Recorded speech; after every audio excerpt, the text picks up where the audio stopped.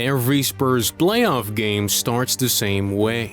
The cameras search for Wemby. Of course they do. He blocks one shot, and the internet goes crazy as if someone discovered footage of aliens hidden in a government basement. He hits a three, and half the timeline starts wondering whether basketball is still a normal sport. He grabs a rebound over three people, and the player under him looks like they were reaching for cereal in the top shelf in Costco.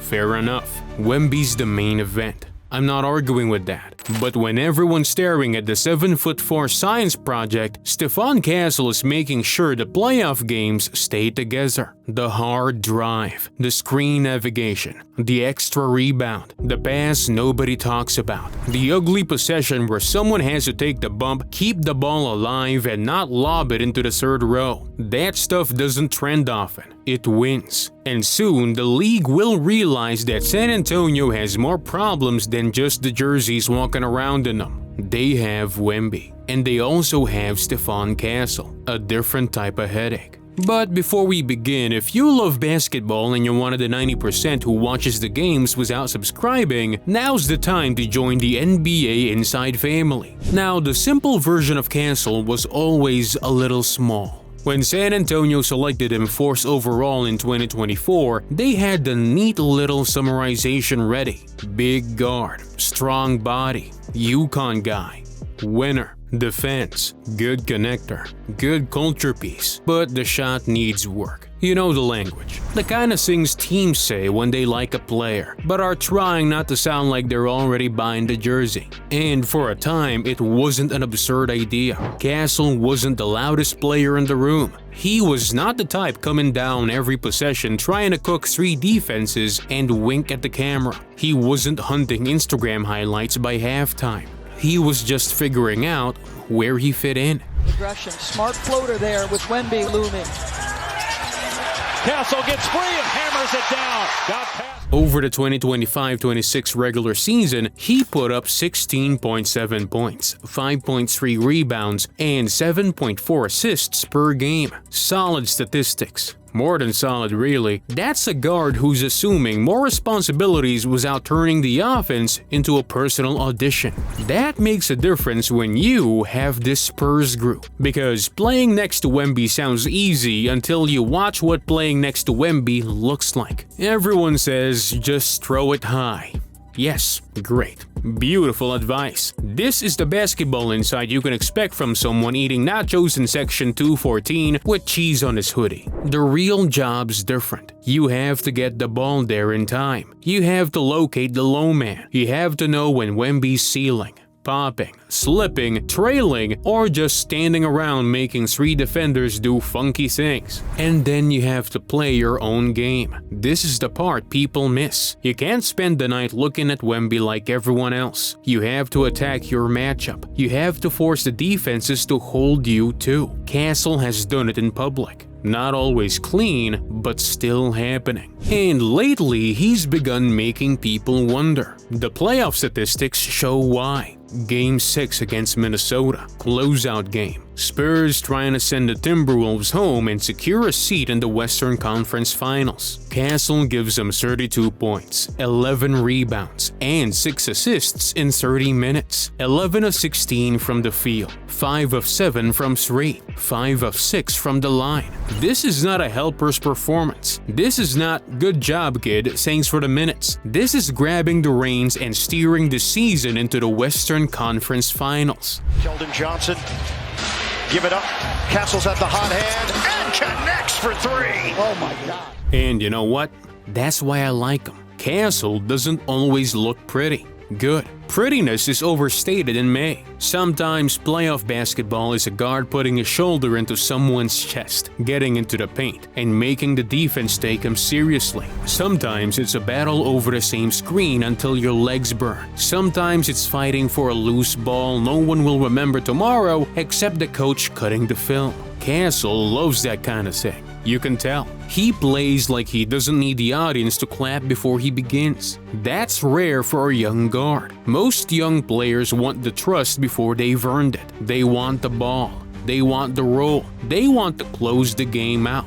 Castle looks like he wants to earn his minutes first. He guards, rebounds, pushes, makes the extra pass. When the Spurs call for more, he looks frustrated because the job got more difficult. That's why this Oklahoma City series matters. Game 1 in the Western Conference Finals put him directly into the fire. The Aaron Fox missed with an ankle injury. They started Dylan Harper in his place. Wemby had that monstrous game, and San Antonio wins in double overtime. Castle plays 49 minutes. 49 minutes against OKC. This is not a regular night. This is the kind of load you start sending messages to your trainers for before the game. Castle did not flinch. He scored 17 points, grabbed 6 rebounds, delivered 11 assists, and stole 1. And he had to organize, defend, rebound, and survive the pressure from a team that finds layups in any laziness. Holmgren hedges out. Castle's got a pass. Attacks it! And throws it down! Did that look pretty?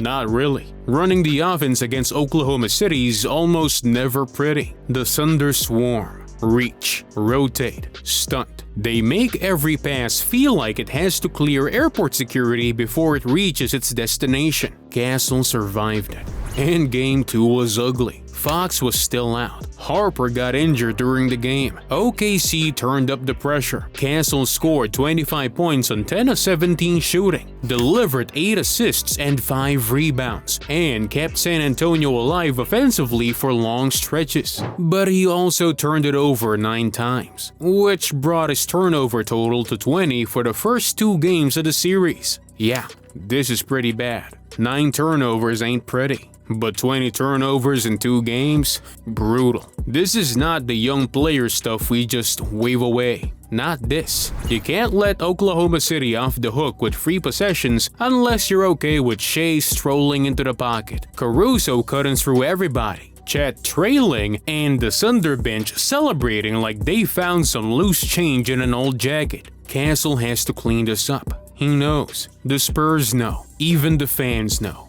Nonetheless, the turnovers shouldn't erase the rest of his performance. A 21-year-old guard is asked to do grown man work without support, like with Fox or Harper injured, Wemby drawing attention, and OKC crowding every passing lane as if the bills are due next week. Castle still gave him 25 and 8.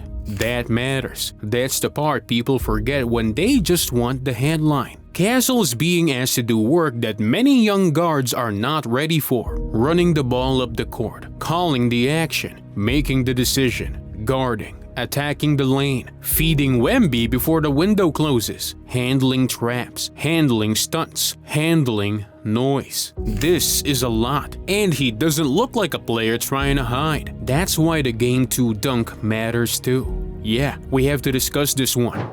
He's got more attention. Oh my goodness! Castle threw down a nasty dunk that got a rating of 116.9 in the NBA dunk scores, second highest rating in the entire postseason. This was more than just a highlight reel play. It showed something about Castle. OKC was making life hell for him. The Spurs were turning it over left and right. The game was starting to slip away in chunks. Castle could have decided it was time to play safe, decided he needed to slow down, decided that someone else needed to step up. But he didn't. He took it to the rack like he had a problem to solve and the rim was standing in the way. This is Castle. Sometimes messy, still learning, never pretty, but absolutely fearless. This is when the Tony Parker comparisons began showing up. But relax, I'm not saying he's Tony Parker. They're different players. They have different bodies. They have different styles. Parker was like lightning. Castle's bigger, a stronger player, and more physical. He's a pressure guard and not a speed guard. That Spurs dynamic sounds familiar. Generational big attracts the cameras. Young guard grows beside him. Everybody treats the guard like a helper until the playoff moments began to add up. Tony Parker spent years next to Tim Duncan until the full importance of his play became apparent. Castle's dealing with the Wemby version right now. Wemby gets the headlines. Castle gets the assignment that determines whether the offense works. That job's not not glamorous, and that's not the point. If Castle keeps developing into a leader in terms of decision making, San Antonio becomes a tough team fast. Season. Castle driving all the way to the basket and count it plus a foul. Wemby bends the floor. Fox adds the veteran speed. Harper gives him a young creation. Carter Bryant offers a wing bet with defensive chops. Castle gives him the connector who can make a difference in the clutch. I love this kind of player. A player who can make the right pass, guard your best perimeter scorer, grab the rebounds, and go at the rim with intent. A player who can be messy, but involved every minute of the game. A player that coaches can trust even when the mistakes are loud. This is who Castle is in San Antonio. A player who's messy and useful at the same time. Actually, this might be the most human part of his game. He's not some finished product with perfect statistics and ball handling. The handle gets tested. The jumper's inconsistent. Passing windows close fast. OKC has exposed that. Good. That's what elite defensive teams do.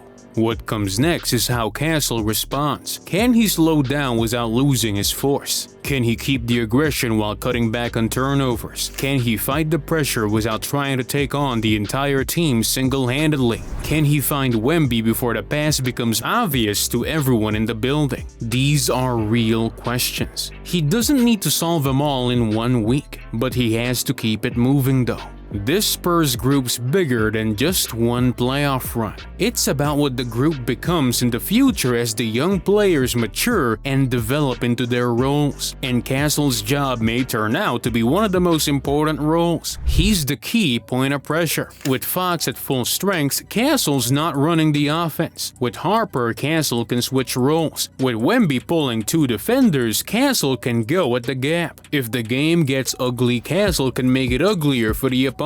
That's what playoff teams want. Right now, the league treats him like background noise in the Wemby narrative. He's not background noise. He's making the narrative harder to defend. The turnovers are real. The shots have to keep moving. The reads have to keep improving. But nobody thinks he's finished. Look at what's already in the box. 32 points in a closeout game against Minnesota. 17 points, 11 assists, 49-minute night in Game 1 in Oklahoma City. 25 points in Game 2. When the Spurs backcourt was falling apart. A playoff dunk that was a warning. This is not a passive, useful guard. This is a player assuming more responsibilities each week without backing down. So yes, Wemby gets the cameras. He should. The guy is changing the sport. But Castle's doing something quiet next to him. He's becoming the guard who can survive the chaos, take the hit, make the read, and give San Antonio another playoff answer. And if this is all he has in him while everyone's still sleeping on him, the Spurs might be in big trouble.